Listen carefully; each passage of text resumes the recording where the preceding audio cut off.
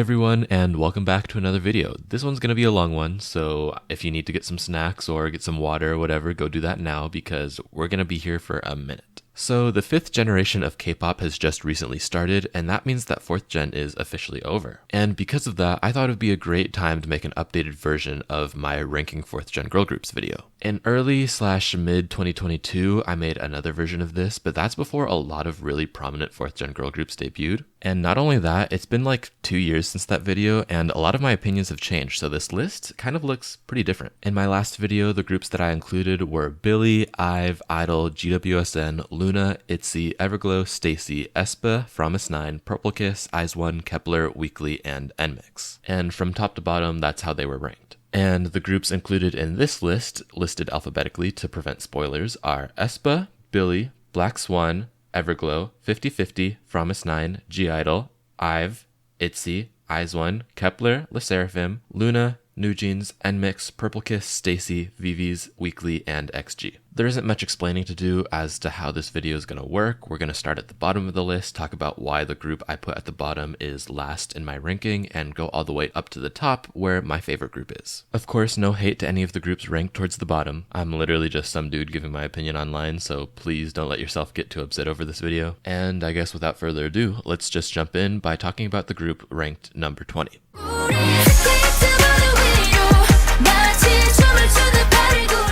Coming in last place, we have Weekly, who ranked 14th out of 15 last time. And I feel like Weekly might just be the biggest example of a quote-unquote one-hit wonder K-pop has ever seen. And honestly, I don't really think that's a bad thing, but in the context of K-pop and the K-pop industry, it definitely does make me feel bad for the group and their fans. Because in most other music industries, even if you're a one-hit wonder, you can basically make an entire career and be set for life just off that one hit. But in the K-pop industry, when your company takes like 90% of your check, and then you have to split the rest of your check with like however many members you have, and I'm pretty sure Weekly has like 7, 8. So because the K-pop industry is so much more brutal, the members in the group can't really survive just off one hit, which makes me sad. I remember when After School came out, it was literally impossible to avoid that song because everybody was talking about it. Even some of my non-K-pop fans were talking about the song, and for a minute, I was wondering if they were going to be the next big thing. Who else remembers the After School edit that someone made with scenes from All of Us Are Dead, the zombie show? I still go back and watch that every now and then because it was just so good. But yeah, unfortunately, following After School, Weekly never really came close to making something on the same level. Their follow-up song, Holiday Party, was pretty underwhelming and kinda aged like milk. We all know about the disaster that Venpara and its drastic concept change was, and I haven't really seen anybody talk about Weekly at all after that. Since Venpara, they've had a few releases, mostly singles and like one EP, none of which have been terrible, but they haven't been particularly memorable either, which might honestly be worse. Although if you are interested in checking out Weekly again, I would recommend listening to Vroom Vroom and Backwards off their EP titled Colorize. Those are some pretty nice lower register vocal tracks. But overall, Weekly have fallen in last place in my ranking because musically and culturally they've kind of just ended up being unremarkable, which is a result of poor branding and promotions from their company.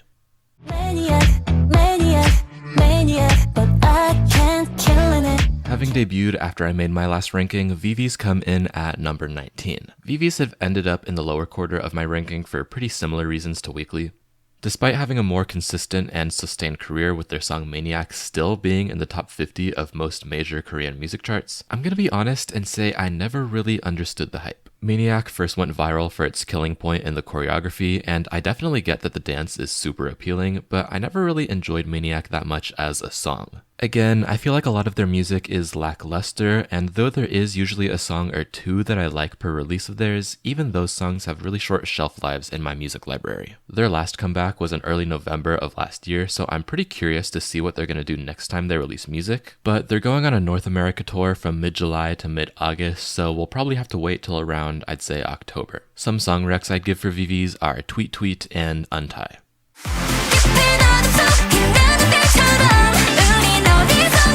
Dropping from 12 out of 15 to 18th out of 20, we have ITZY. ITZY were one of the most loved 4th gen girl groups and definitely had one of, if not the most dedicated fan bases that I've ever seen. So I don't think most K-pop fans would put them this low on their lists, but honestly, I think ITZY's discography is one of the most overrated I've come across. I think of them as a big title track group, meaning that their lead singles are usually really good, but their EPs and albums lack a lot of good B-sides. From a business standpoint, I don't think it's that big of a deal, especially when your group has such a devoted fan base. Sometimes it doesn't make that much sense to spend a lot of money on heavy-hitting producers for songs that won't even be promoted. But with more critical fans, IZ*ONE's discography has come under a decent amount of scrutiny. This theory on why most of IZ*ONE's B-sides are lacking in quality is also supported by my opinion that their best B-sides are the ones that they did spend some time promoting, like Highlight, Sequence, and Ya, all of which were performed on music shows. The only project of theirs which really proves me wrong on this end is their Panorama EP, which has like 4 really good songs, but the rest of IZ*ONE's albums and EPs leave the group solidly in 18th place for me.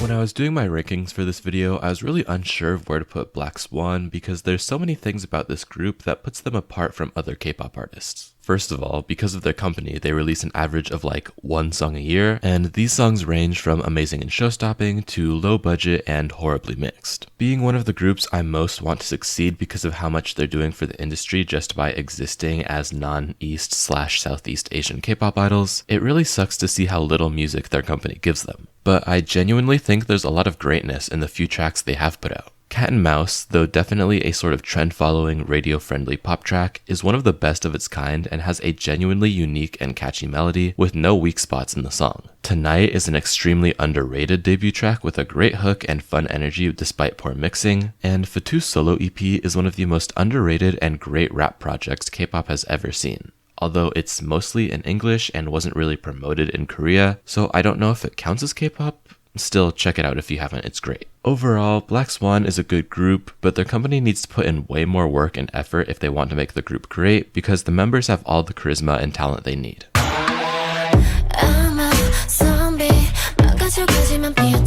Rounding out the bottom 5, we have Everglow, who ranked 7th out of 15 last time, so our first major drop. Now, a few years ago, Everglow would not have been nearly this low on the list, because around La Di Da, First, and Pyra era, Everglow fans were eating good. Back then, not only were the title tracks great, but the B-sides were pretty good too, with at least 2 or 3 good songs per album. But after Pyra era, Everglow took like a 2-year hiatus, and when they did eventually come back, it was one of the biggest downgrades I've ever been witness to. Their big return was with the lead single Slay, and the lyrics of the chorus go like this.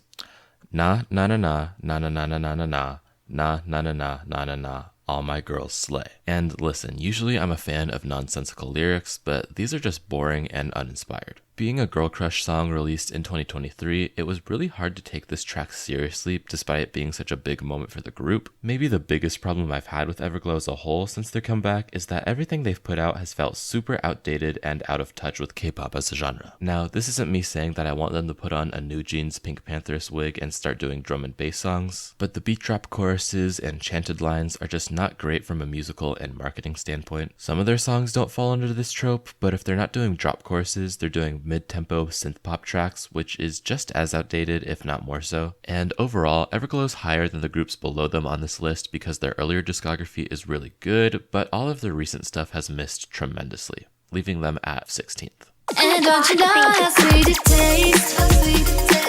Yeah, don't you know? Coming in at number 15, we have New Jeans. And New Jeans is a group I've gone out of my way to avoid discussing on this channel before because of the problematic nature of their CEO, Min Heejin. I still stand by my opinion that Min Heejin has definitely proven herself to be unfit to operate a company recently, but I've decided that I can still discuss the group and their music on this channel while still boycotting their products as well, because let's just say I can listen to their music without streaming it. Let me start by saying there's a sort of gap between all the groups above the bottom 5 because I enjoy all of these next 15 artists significantly more than the bottom 5, and New Jeans is included in this because they are undeniably one of, if not the most influential girl group in 4th gen. With their effortlessly bright and catchy discography, even if you're not trying to listen to them, if you're on K-pop social media spaces, you can't avoid them. Because of this, I've gotten New Jeans songs I've never even listened to in full stuck in my head. I could never really stand New Jeans because I do get bored when artists stick to such a consistent and similar sound throughout their careers, and I feel like New Jeans haven't necessarily evolved as artists yet, but I'm sure they'll continue to be successful, and I wish the best for the girls.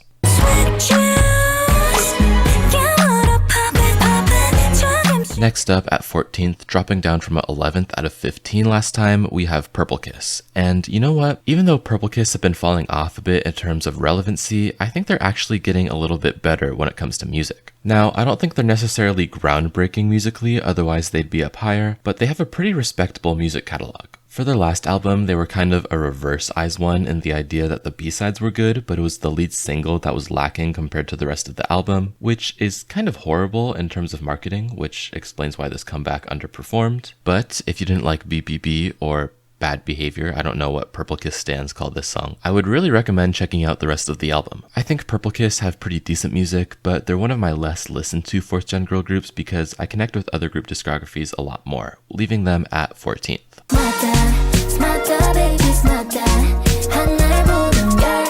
At number 13, we have LE SSERAFIM, who hadn't debuted when I made my last video ranking 4th gen girl groups, and LE SSERAFIM have fallen greatly from where they would have been in this ranking like a year ago. I just made a video where I really went in on my problems with LE SSERAFIM, so go watch that one if you want more details. But a short version of what I said there is that the group's early eras were super good and basically flawless, and I sort of hate their recent stuff. However, their early stuff is good enough for me to rank them above the 7 groups below them, which leaves them at number 13.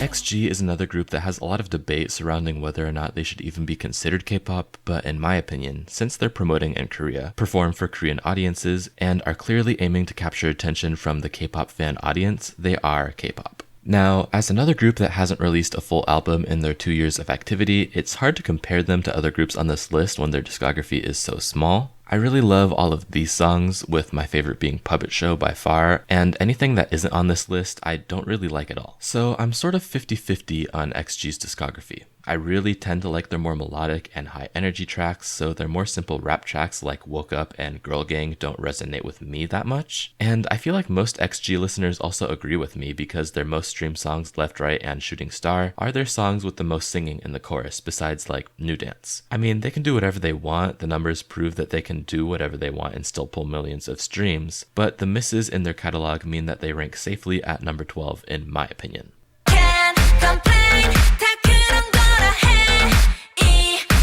Just barely missing out on the top 10, we have I-DLE. They ranked first last time I ranked 4th gen girl groups, but as they released new music and with time, they fell down to number 11. I-DLE was also mentioned in the video where I talked about LE SSERAFIM, so again, I'm going to direct you there if you want to hear the full story. But for those who want the short version, basically I do like I-DLE's discography, but their B-sides especially started to get predictable and samey, which eventually got me bored.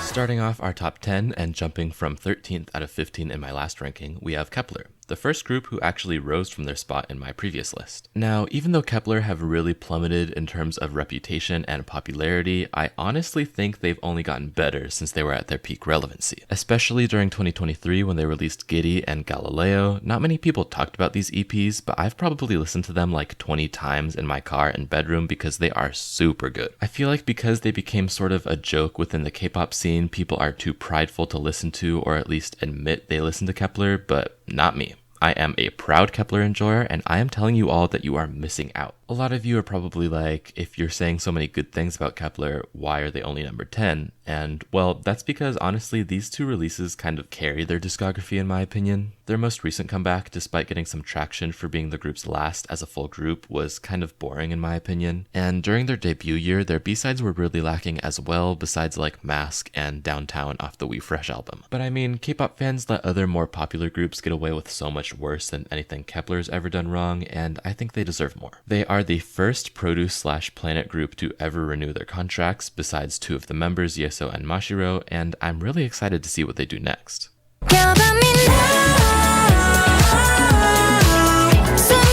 Fittingly, at number 9, we have Fromis_9, and they also rose, but only by one spot as they were number 10 last time. I've really always felt the same about Fromis, which is why their position is so similar, and to sum it up, I think Fromis is a very safe and inoffensive group. Really sticking to a family-friendly sound with powerful vocals and super catchy choruses, Fromis is always there if I want some easy listening or have to put on music at my job that no one will ask me to change. And yes, I have actually played Promise at work before. Their discography is perfectly fine, nothing mind-blowing, but generally above average compared to other K-pop groups, and their members are super charismatic and gorgeous as well. I mean, come on. I guess the reason they rose a little bit is because their B-sides have definitely improved over the years, and their last album was pretty great, honestly. But they're not any higher on this list because I don't love them. You know, they're really good, I get why people are obsessed with them, but I'm fine just casually following them. One of the biggest leaps in ranking in this entire video, going from last in my old ranking to 8th out of 20 in this one, we have NMIXX, a group that has done leaps and bounds of improvement since I took my break from K-pop. Despite having one of my absolute least favorite debut years, with me really just hating OO, DICE, and Tank, ever since Love Me Like This, I've only been liking NMIXX more and more with each new release. We've always known that NMIXX have amazing vocalists and fantastic dancers, but it was such a breath of fresh air when they started showing off these talents with songs that I could genuinely enjoy and put on my playlists. I could not be happier that songs like Party O'Clock and Roller Coaster leaned more into pop genres, and now that almost every release has been an EP, the group gets to show off their versatility with a bunch of different music genres showcased in each project. I still don't know all of the members of this group because I haven't gone out of my way to learn their names and faces, but I'm genuinely rooting for NMIXX now, and I can't wait to see what they do in the future. Some of my favorite songs are Password, Boom, Passion Fruit, My Gosh, Soñar, and all of their lead singles after DICE. They're really rising on my ranking, and I could honestly see myself standing them in the future.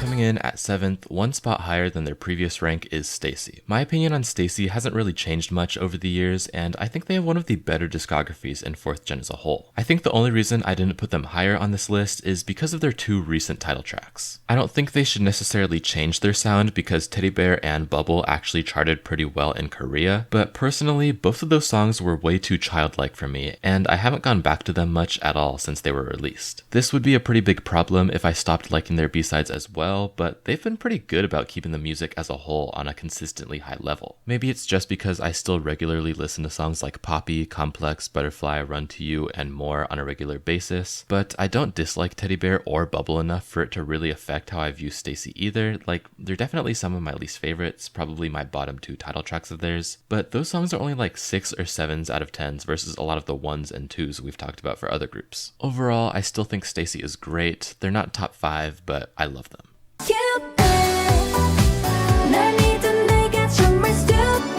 Another group that debuted after I made my last ranking, in 6th place we have 50/50. First of all, make sure you continue to boycott their music, YouTube content, and whatever to make sure Attract doesn't get any more money. In my last video, I called their company All Art, and that's a completely different company, so that's my bad, but yeah, keep boycotting. Either way, even though I haven't streamed their music in forever, the 6 songs they do have were seriously all amazing, and I wish things didn't end up the way they did. Still, love them, and yeah, it's just a really unfortunate situation. Starting off our top 5 and one of my longtime favorite groups on my stan list, we have ITZY. They actually dropped one spot from the last ranking, being 4th last time, which was kind of surprising for me, but I definitely feel comfortable with this ranking now. Honestly, ITZY is kinda in a strange spot for me right now because I feel like I'm starting to like their older music a little bit less than I used to. I'm not the biggest fan of tracks like It's Summer, Cherry, Wannabe, etc. anymore, but at the same time, their newer stuff sounds so good right now. Their recent album with Untouchable was seriously so good, and I know it's been a couple of years, but y'all, I'm still streaming the entire Sneakers album. I know some of you hate Sneakers because you hate fun, but listen to those B-sides if you haven't yet, and tell me it's not one of the best things you've ever heard, because what? The Sneakers album might honestly be, and I'm not even exaggerating when I say this, be the best project to ever come out of JYP Entertainment. It's just seriously that good. So yeah, ITZY probably would be higher if I consistently listened to their whole discography, but some of their earlier stuff has just been aging kind of badly for me recently, so they're just at 5th place. Lady, call me super lady, lady. So So entering number 4, we have I-DLE, G-IDLE, one of my favorite groups right now when it comes to visuals, artistry, and fun. They were number 3 last time, so they did technically drop a spot, but I have nothing really negative to say about them. I have to say, even though I-DLE doesn't have my favorite discography on this list when it comes to B-sides, they outrank a lot of other groups below them simply because of how instantly recognizable and iconic they've been for the past few years. Like, if you showed someone a blue bob and asked which K-pop group, everybody in the K-pop fan world would know who you're talking about. If you showed someone a bedazzled scorpion, okay, first they might think you're referencing Beyonce, which is probably what they were doing during Super Lady, but after that, oh, that's G-IDLE. Although I'm primarily a music reviewer, and I mean, I-DLE's music is still really good, don't get me wrong, I also love to talk about the visual aspect of K-pop, and I have to say, I don't think anyone is really on I-DLE's level. Sure, a lot of other groups have really expensive and cool music videos, but are any of them really as easily recognizable as Queen Card with the pink outfits, or Tomboy with the red outfits, or Nude with the dresses and blonde? I mean, no one in 4th gen at least. They're seriously iconic. The music's good, they're iconic, they're gorgeous, they're powerful, and they're easily in the top 5 of my ranking.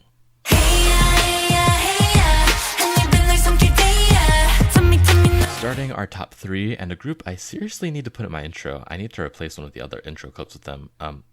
Anyways, in 3rd, we have IVE, who were 2nd in my last ranking, but also, I don't have anything negative to say about them. Honestly, these days, I just like IVE more than I did last time. They just have steeper competition this time around. I was really surprised that I wasn't able to put them in the top 2 because their last 2 comebacks were genuinely so good. The Heya and the I Am albums, I mean, chef's kiss, my god. My personal favorite song of theirs recently is their 2nd title track from the Heya album, Ascendio. That song is genuinely freaking fantastic. I've been listening to it on loop recently, and I think it's one of the most K-poppy sounding K-pop songs in existence. The second half of the chorus with the ahs is one of the best things I've ever heard, and the rest of the B-sides are surprisingly fantastic too. You can tell that Starship puts money into IVE, and I'm glad they do, because at this point, without IVE, Starship would basically be nothing. By the way, are they planning on debuting any new groups soon? They probably really need to if they don't want to be left with nothing if IVE don't renew their contracts. Anyways, IVE is amazing. Their music is good beyond just their singles. Go stream Blue Heart, stream Not Your Girl, stream Hypnosis, stream Lips, stream their whole discography. Go do it right now. Like, go click off this video and listen to IVE.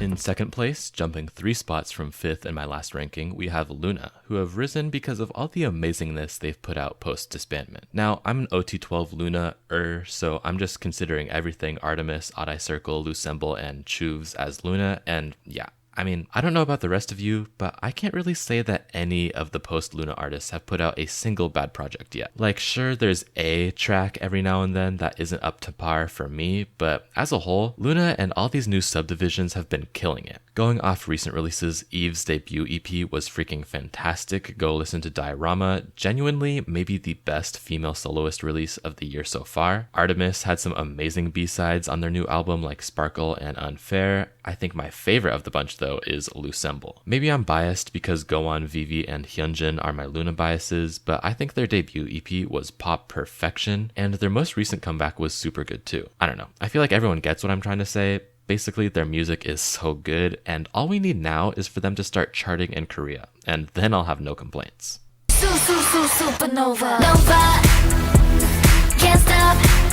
In the number 1 spot, jumping up 8 positions from last time I ranked them, is Aespa. I feel like 1,000 Mai's right now are saying I told you so in their bedrooms as they're watching this video, and you know what? I can admit when I was wrong. I, Planet Minjae, was wrong about Aespa. They're amazing. Maybe just the best 4th gen girl group, and I'm being serious. Because why is the combination of Next Level, the Savage EP, the Spicy EP, the Drama EP, and the Armageddon album, I mean, just thinking about it makes my mind melt. I don't know, Aespa have had their misses much like all the other groups on this list, but the highs have been so much more consistent and higher than most of the other groups I've ever come across, and I really just couldn't justify putting them any lower on this list. I seriously love Aespa now. They might honestly be my new ult group. I could name so many different songs to tell you all to go listen to, but if I had to narrow it down to 3, it would be Thirsty, Armageddon, and my hot take is that Hot Air Balloon is the best song on the Drama EP. And if you disagree, just give it another chance. Y'all don't see my vision. Not only are they amazing vocalists, I feel like their dancing and stage presence has gotten so much better in this past year or two. Like, now they are truly the full package group. Even though SM slacked on giving them their first album, when they did finally release it, everyone who listened to it was completely blessed in that moment. And I hope we get another one soon. Best SM group, y'all? Maybe. And that finally concludes this long video. Thank you all so much for watching, and I hope you enjoyed. If you did enjoy, consider leaving a like or maybe even subscribing, because even though I took a long break, we are back for good and I'm gonna keep making new videos. Let me know in the comment section what you guys thought of my ranking, and leave your own lists down in the comment section too. Thank you all again so much for watching, and I'll see you all in the next video. Peace out.